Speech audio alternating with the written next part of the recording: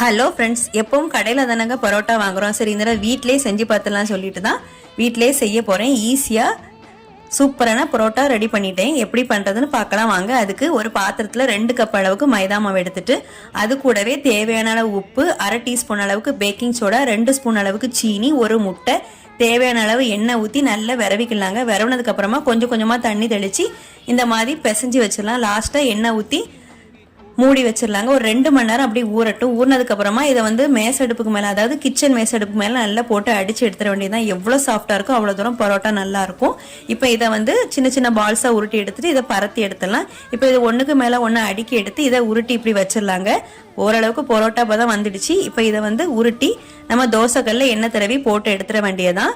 புரட்டி புரட்டி போட்டு மேலே மேலே எண்ணெய் தடவி நம்ம புரட்டி எடுத்துட்டோம்னா சூப்பரான பரோட்டா ரெடி ஆயிடுச்சு. பாருங்க, ஓரளவுக்கு பரோட்டா ஷேப்லேயே வந்துடுச்சு. அதுக்கப்புறம் சுட சுட இதை அடிச்சு எடுத்தா பரோட்டா சூப்பராக வீட்டிலே ரெடி ஆயிடுச்சு. சாப்பிட்டு பார்த்தவங்க டேஸ்ட்டும் நல்லா இருந்துச்சு, ரொம்பவுமே சாஃப்டாக இருந்துச்சு. கடையில் வாங்கின பரோட்டாவை கண்டிப்பாக 2 கையால் தான் பிப்போம். ஆனால் இன்னைக்கு நான் வீட்டில் செஞ்ச பரோட்டா 2 விரல்லே பிச்சு சாப்பிட்ற மாதிரி இருந்துச்சு. இது கூட சிக்கன் கிரேவியும் ரைத்தாவும் தான் பண்ணியிருக்கேன்.